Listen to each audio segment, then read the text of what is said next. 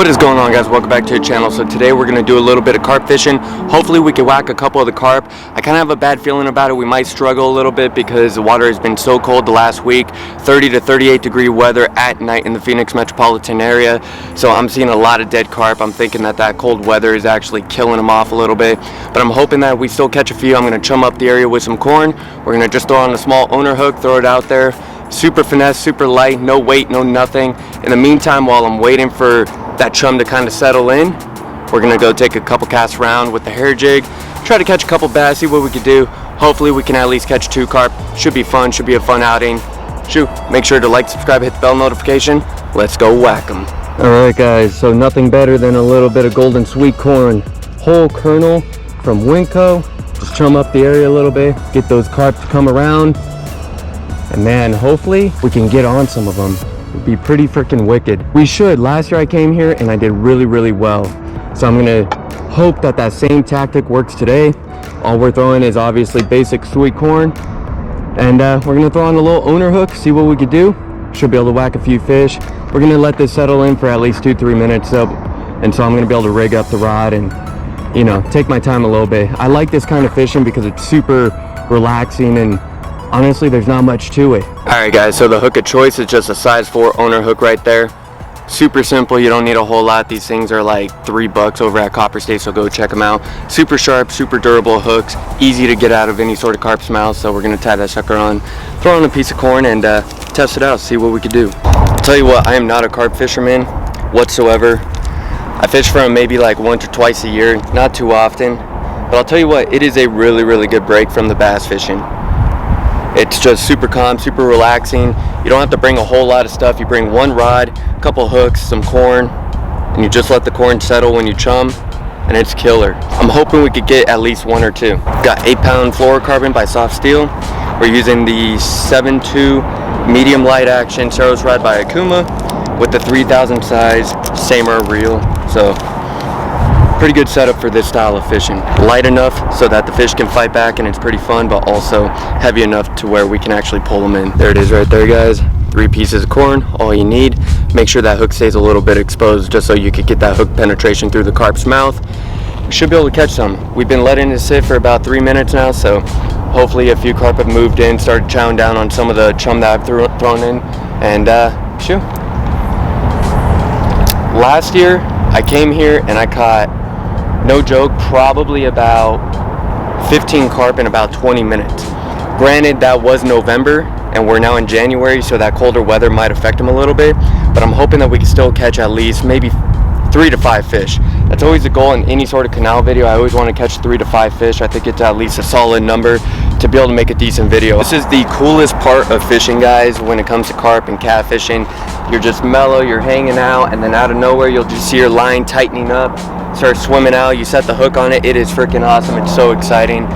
That's probably the best bite, obviously, for this style of fishing. I just like it when they just start slowly dragging it out rather than those quick pops, because when they grab it and they just start swimming out, it tends to be a bigger fish.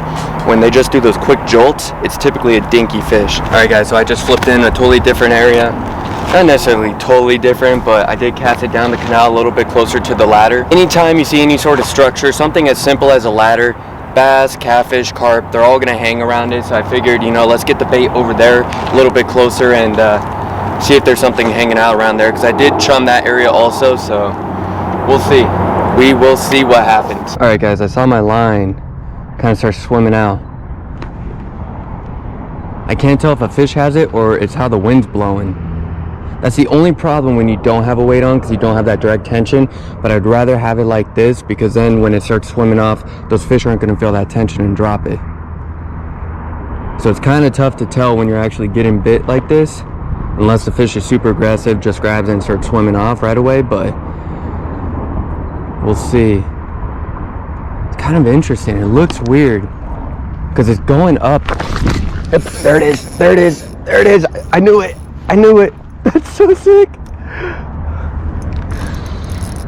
Oh my. Oh, stay down. Stay down. That is so sick. Oh my gosh. That is sick.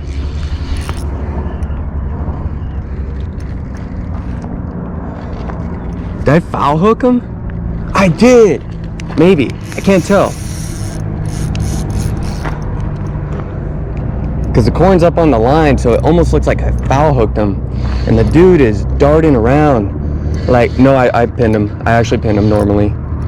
It looked weird at first. That is so sick.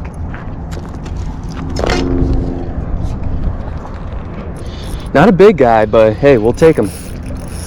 These are the ones I love catching. I believe these are the common carp. Correct me if I'm wrong, because I am not a good carp fisherman. I don't know my carp species, but these ones pull like crazy. I know the white Amur, they don't fight as good. And I know you gotta be super careful with these guys, so I always try to keep them inside the net because I don't have the proper tarp. So, you know, just trying to keep them in the net is the best way to take care of them. All right, guys, check them out. That is so freaking sick. We'll have to get him back in pretty quick. This dude is freezing cold, but man, he grabbed that corn and just took off. Almost lost the rod. It was freaking wicked. One last look at him. Beautiful fish. The good thing is that the water is actually up, because last time I fished here, the water was way down, so trying to get the carp back in the water was so difficult. But because it's actually higher up now, because it's almost spring, just a nice little drop in and they are back in. Yes, that is so sick. Man, I'm so happy I got that on film. Something told me it looked like I was getting eaten, but I just couldn't fully tell and popped on the camera just in case, and that rod just dropped. And yes, man, that stuff is so much fun. That is killer. Thank you for the bite, dude. All right, get a little bit more corn on, get it back out there, because there's got to be a handful of them in there by now. It's been about 15 minutes with that chum sitting there, and I threw a good amount out there, so let's see. Set that down super carefully. Gonna have my foot on the butt of the rod so that when it takes off, the rod doesn't go in. There it is. There it is. Got him. Got him. A little catfish, guys. A little freaking catfish. And if you watch the channel, you know I absolutely hate these things. They're awesome fish. They're very, very cool. The only thing I hate about them is I always get stuck by them. No matter how careful I am, I always get stuck.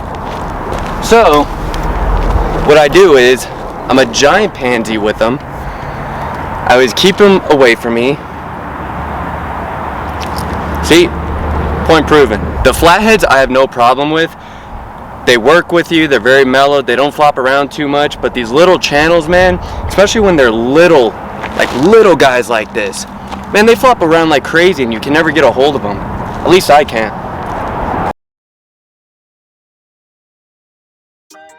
Alright guys, so we've been here for probably about, I'd say about 30 minutes. Threw the chum in, took about 15 minutes for it to all get down there and draw a couple fish in. We got a carp. We had a bite from either a carp or a small channel, and then we hooked up with the small channel. So hopefully we could get one or two more common carp, maybe a mirror or maybe a bigger channel. If I can get a bigger channel, I won't be as much of a sissy, I'll tell you that, because they're just so much easier to deal with. They don't flop around as much, and they're just overall a lot more cooperative. Oh shoot, I freaked myself out.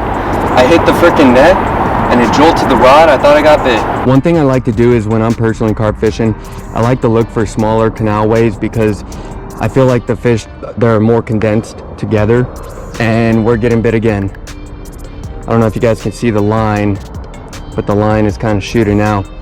It's getting bit like it was a catfish, so I'm hoping it's not, unless it's a bigger one, but he actually might have it, because it went super slack. Last November when I was here, I mean, I literally couldn't let go of the rod. The second it hit the water, get into the middle of the water column, and I just get bit immediately. It was weird. The carp were hitting on the drop. It was the weirdest thing I've ever seen, but it was super freaking cool.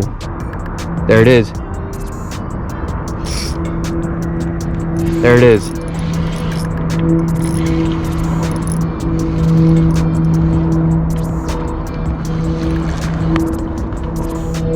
See? These are the ones I'm finding dead, and there's like no life behind them whatsoever. You just set the hook on them and they just sit there. All right, guys, see? Look how skinny these guys are. They're so thin. Almost no life behind them. They swim off just fine though, I'll tell you that. It's just when you set the hook on them, there's nothing behind it. It's like reeling in a plastic bag. He has it. There it is. Another one. They're loaded up over there, guys.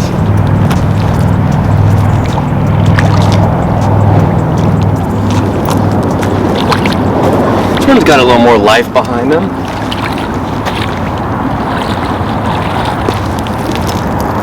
All right. I know that they're a little more, they're not as durable as the first carp that we caught.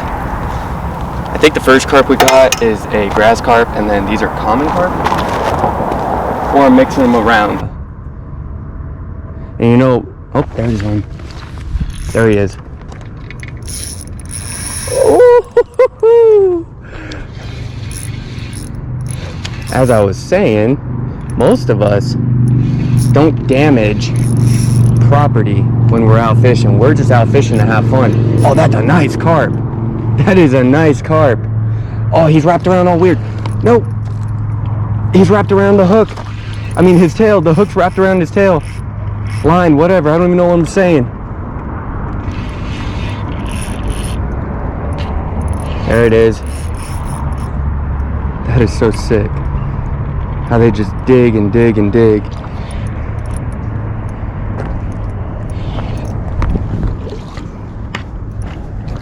That is awesome. That is so freaking cool. That's a beautiful carp right there. All right, guys, beautiful carp right there. I want to get him back in. I don't want to let that guy sit out too long because he flopped out of the net and got a little bit of dirt on his skin, and those carp, they need that slime to protect their scales and whatnot. So if they ever flop out of your net or off your tarp or whatever, just pick them up, show them off real fast, get them in immediately. All right, guys, so bad news. I just looked down at my GoPro and the screen was frozen. It was running for 38 minutes and it froze at about 30 minutes. So we got about 8 minutes of film on the GoPro, so hopefully I captured the majority of it on this camera. The audio is gonna suck, but shoot. You know, you try to come out, make a video, and something always goes wrong, but it is what it is. We're gonna try to catch a couple more fish and try to make up for it. This is why I need to get one of those Rode mics that I could just put on right here. Great quality, no issues, everybody can hear me, so that if this goes wrong or that goes wrong, at least something's working. We got one. Oh my goodness. That is so funny. These little guys.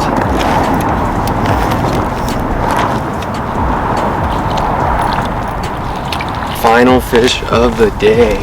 Put this guy back in super carefully. Guys, cannot complain about today. It was a killer day. It was super fun. I didn't expect to honestly catch 6 fish. I expected to come out, you know, maybe catch maybe 1 or 2. But we got on a cool little bite right there. Missed probably about 6 or 7 of them. We definitely could have hit double digits today, but shoot. We got 6. It was fun. Hope you guys enjoyed the video. It's a little bit different than what I typically do, so let me know if you guys want to see more content like this. Hope you guys enjoyed it. We'll see you guys next time on Southwest Fishing.